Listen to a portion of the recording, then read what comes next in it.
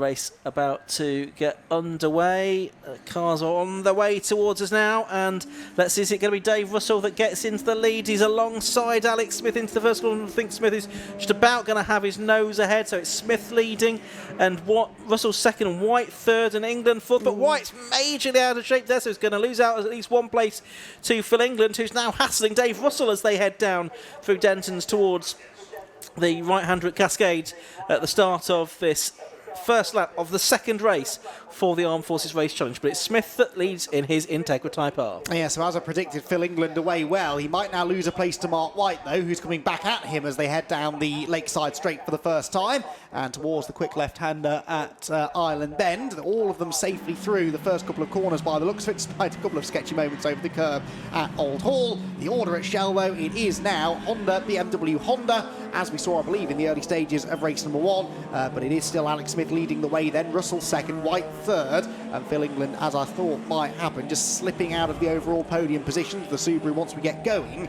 doesn't really seem to have anybody else that's on the same pace as it, so Phil had a bit of a lonely race the first time around. The same could not be said for the top three, though, who are continuing their battle. Here comes Mark White into second place, round the outside of David Russell, and now sets off after his race one sparring partner. Absolutely, Adam Dewis there locking up a little bit in the BMW. He was not too far behind Jonathan Candler, and then you've got the 96 car of Ben McLaughlin, isn't it, who is in the Clio 172, just ahead of the Caterham. Then you've got the Holden Commodore, and that sentence in its own right sort of summarises quite nicely the diversity of cars that we have on this Armed Forces Race Challenge grid. Heading through Druids they go then. There is a bit of a gap back behind Adam Dewis. There's Candler, who has the number one in his car, having been the champion last year. I don't think Brands went completely to plan from his point of view, but it's good that he's getting stuck in here at Oulton Park today. Then you've got coming towards us now the McLaughlin Clio, then the Caterham, then the Paul Martin Jones car, and then the rest of them going through. I can see for the lead of the race out of our commentary box window, it was pretty much side by side.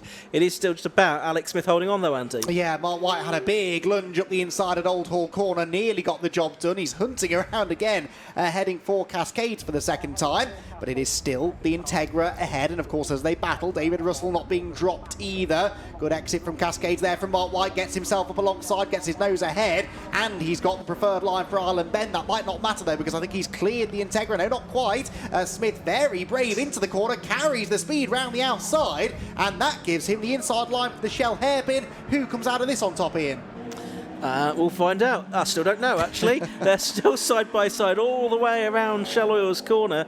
Smith and White in their two Type Rs, one the Integra, one the Civic, and it's a touch between them. That's unusual in the Armed Forces Race Challenge. It is White that comes out in front.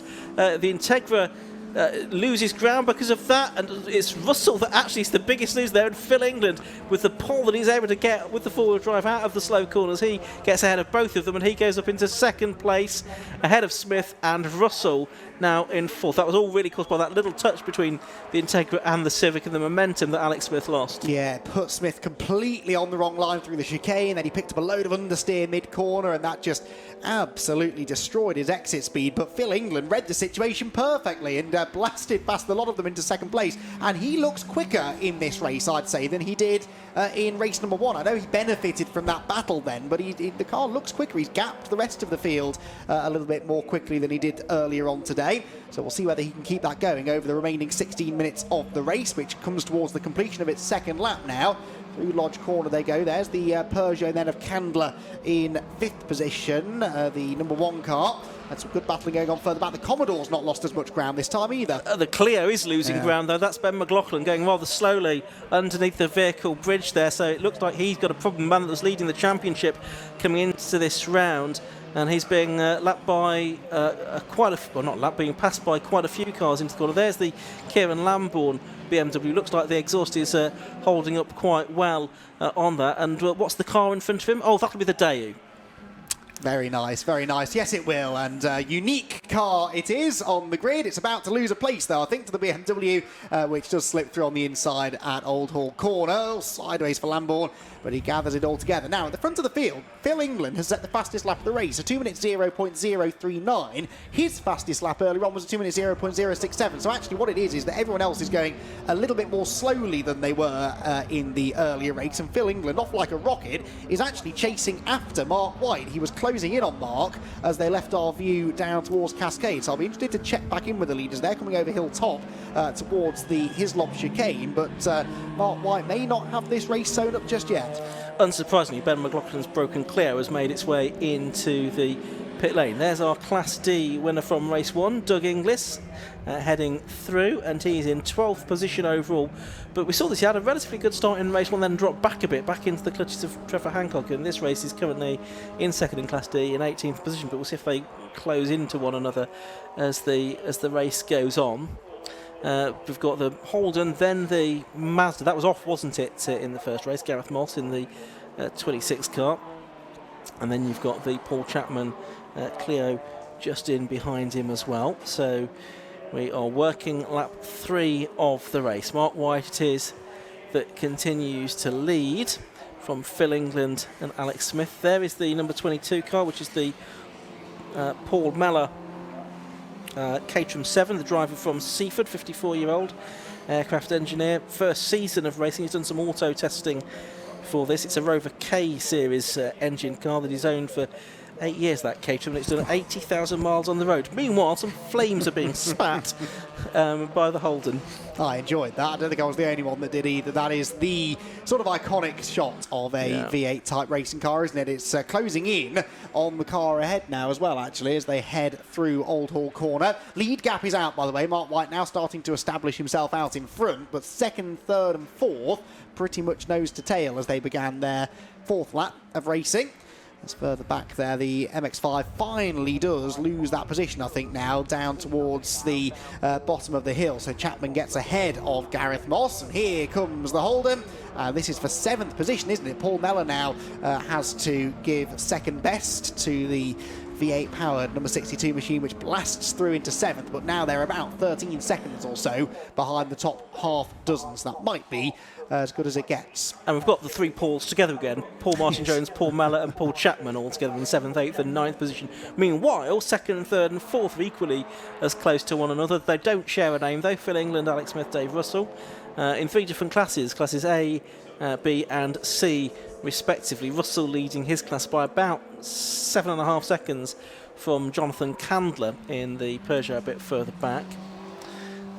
Phil England leading Class A. Paul Martin-Jones is rather than that class, and he's quite a bit further back. But Russell, I think, more likely focused on his overall finishing position here and looking to get back onto the podium as he was in race 1. And as you said, continuing to run a consistent, safe pace, which he's been able to do so far. But if they start battling ahead of him, that might interrupt his ability to do that. It does look as though Alex Smith is very shortly going to start trying to find a way past Phil England. But that Subaru is performing very well off the corners, as you'd expect, but also in a straight line, and that's going to make it tricky for Alex Smith to find a way through. It's very difficult to overtake a car that's getting off the corners and then quicker in the speed traps than yours is. So Alex, if he wants to get that second place, he's going to have to invent a new way of finding a way through. The frustration is that he probably could do something about Mark White if he could find a way through, because lap times are pretty comparable. White just did a 57.768, Smith about 9/10 slower, but of course at times you feel getting held up maybe by the Subaru, as once again he closes in on second place towards Shell. Indeed so. Meanwhile, the Pauls have been separated because Gareth Moss in his Mazda MX-5 has got back amongst them again, and Chris Dancer in the Escort not too far behind either. Meanwhile, that battle for 2nd, 3rd and 4th still continuing on. Representation, as we've said, from all of the different classes, and it's a bit of a primary colour battle as well, isn't it? We've got the yellow, red and blue cars here, predominantly red car anyway, of Alex Smith with the Air Force livery on the side as well.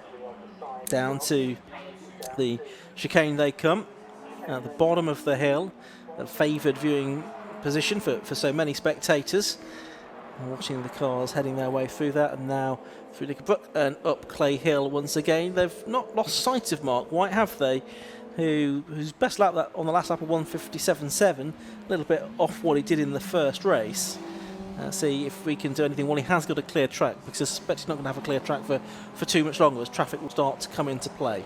Yep, good run through Druids here for Alex Smith. Is he going to be close enough to have a go under braking into Lodge? That's maybe the one area where the Subaru is vulnerable to attack, but Phil England moves to the middle of the road to cover, so he is going to actively defend this second place if he can, even though his class victory is pretty much in the bag unless he makes a mistake. Mark White, meanwhile, continuing to set fastest lap after fastest lap at 1:57.523.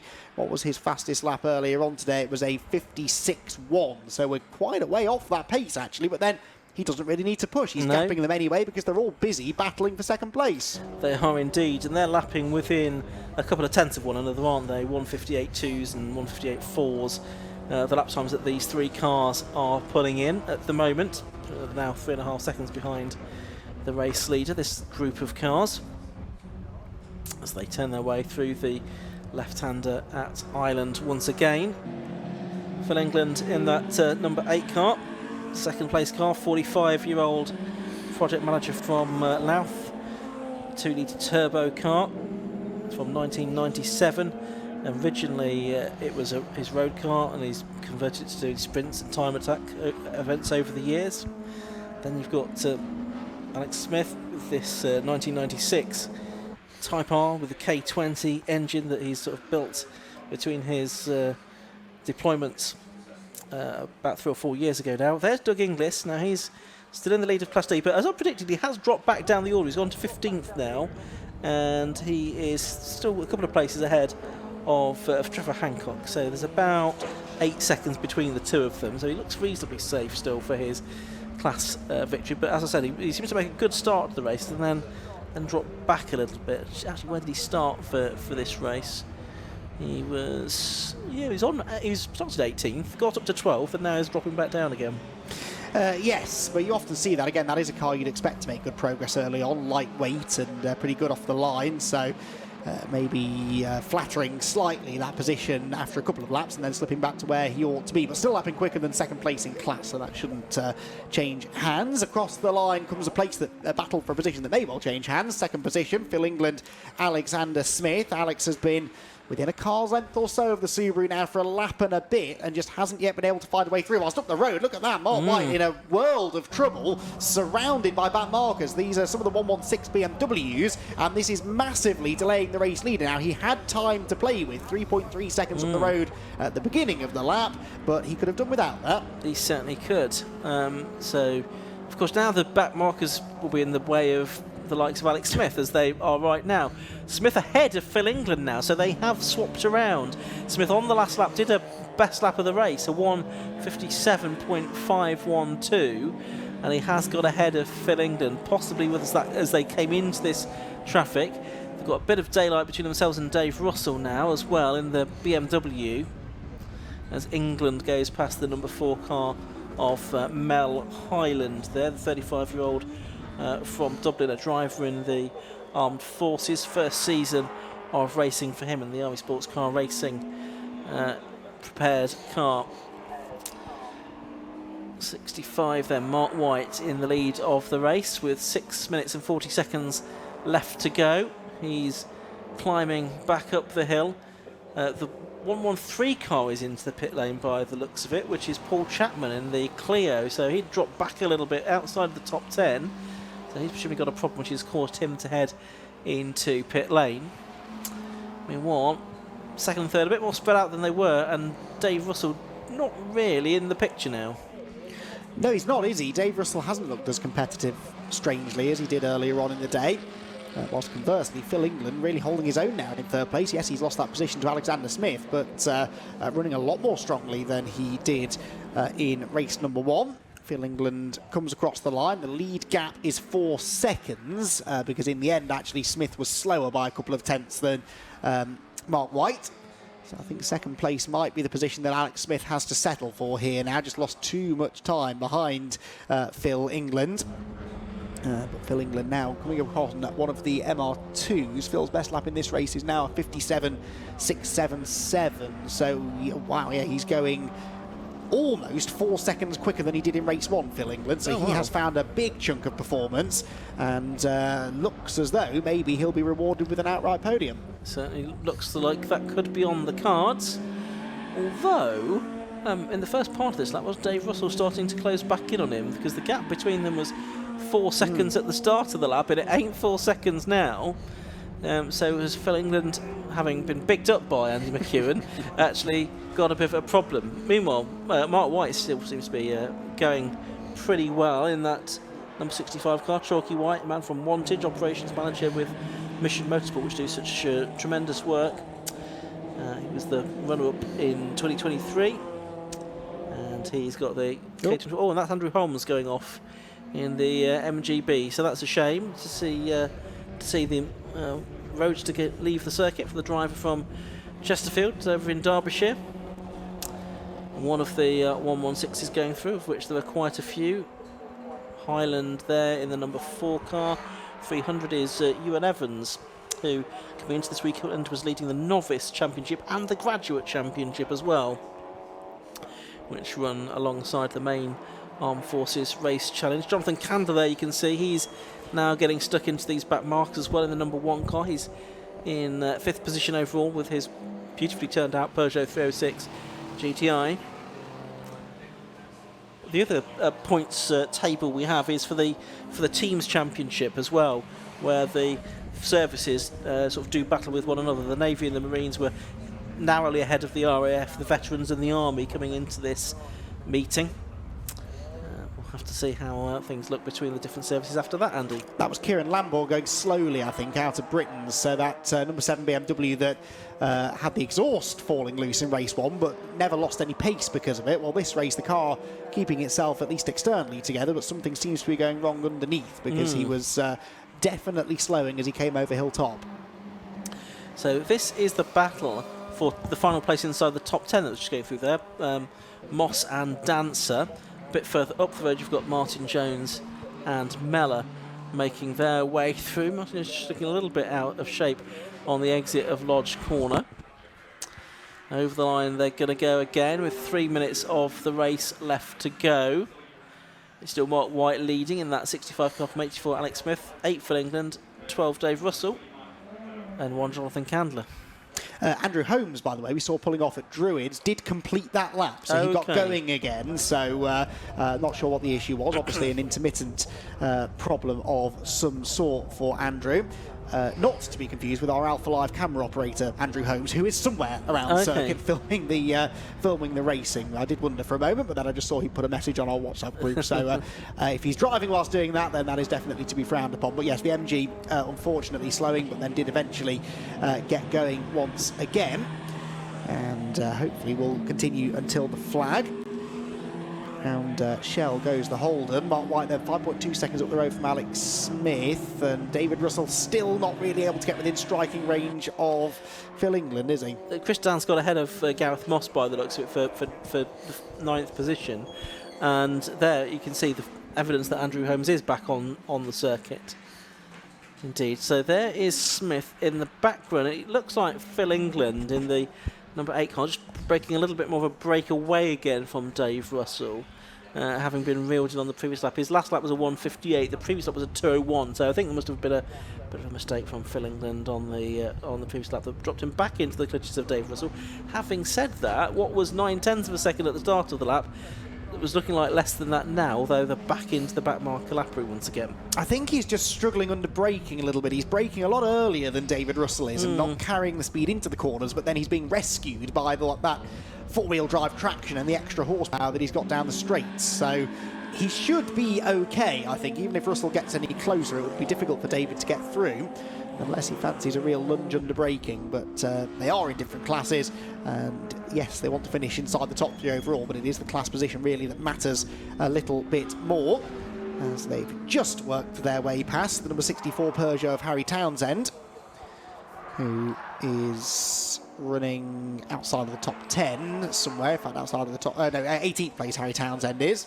Yep. As they drop downhill and battling with... Is this a battle for position? I think it is, isn't it, with Richard Brown?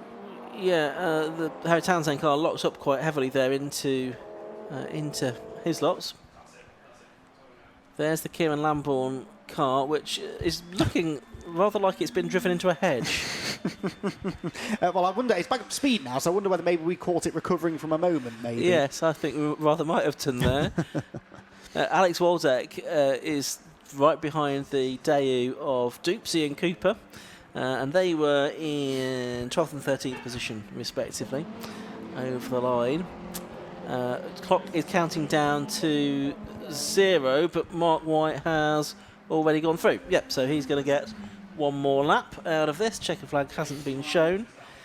So, yeah, 19 minutes and 53 seconds when he went over the line, Mark White.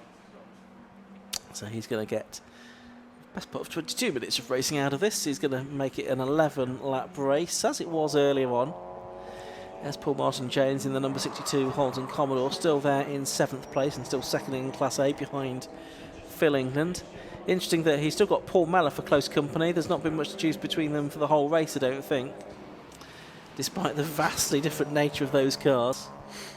Yeah, both generating lap time in very different ways, aren't they, these two? Absolutely, unless flames being put out by the little Rover K Series engined car. Indeed so. Well, Martin, the 116s, excuse me, all staying together as well. This has been a brilliant battle all race long, and it is for position, isn't it, within class and overall positions. The number 4 of Bell Highland still at the front of this queue, with Jack Squires and Ewan Evans behind, but they've never been more than that sort of distance apart since the start. No, absolutely. Really nice battle for that 23rd, 24th, 25th position. That's what they've been disputing. So cars a bit further back and a bit more spread out here. Is this going to be Kieran Lambourne coming back towards us again? Meanwhile, Mark White, he's heading into Druids Corner for the final time in this race. And he's had a pretty good day, hasn't he? A win earlier on. And although he started on the secondary of the grid for this one, was able to get into the lead relatively early on during this race. And is going to make it 2 from 2, and indeed 4 from 4 for the season so far after the opening meeting at Brands Hatch. Another double victory here at Oulton Park in the Armed Forces Race Challenge for number 65, Mark White. And he does another lap in the 157s on the final lap of the race. Second place goes the way of Alex Smith. Third place the way of Phil England, who wins his class. Fourth place Dave Russell in the BMW 3 Series. He wins his class as well. Then there will be a bit of a gap back to Jonathan Candler, who is going to be 5th overall in car number 1 in the Peugeot 306.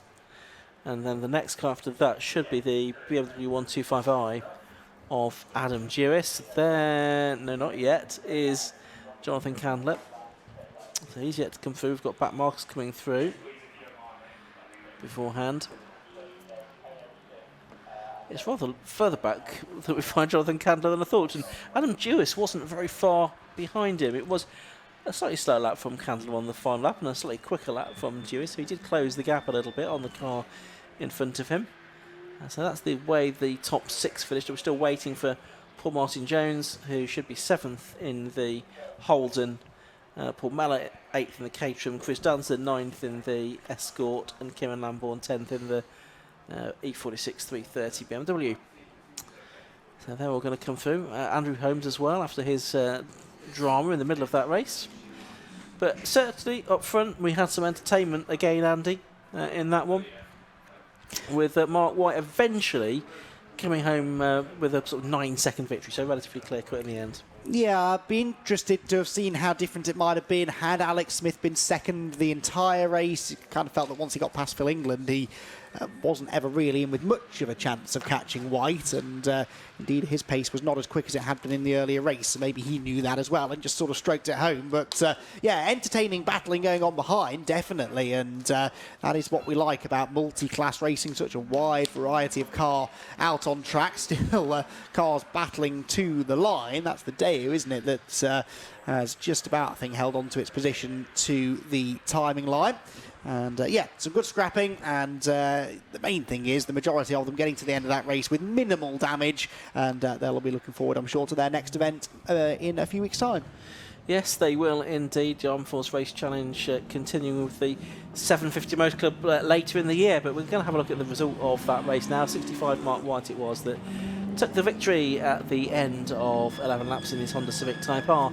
Second place went the way of number 84, Alex Smith in the Integra Type R, the gap between them 8.9 seconds. Third to number 8, and a Class A win for Phil England in the Super Impreza WRX. Fourth, number 12, Dave Russell, who won Class C in the BMW E36. Fifth was number 1, Jonathan Candler in the Peugeot 36. Sixth, number 13, Adam Jewis in the BMW 125i. Then it was Paul Martin Jones, Paul Meller, Chris Dancer, Kieran Lambourne completing the top 10. Then it was Ian Cooper in the Daewoo and Alex Waldeck, the last of the cars on the lead lap, with Doug Inglis in the Mazda MX-5 winning Class D once again, ahead of Paul Waterhouse in his Peugeot 306. You can see as well, Trevor Hancock was the second car in Class D, and Seb Unwin was third within that class.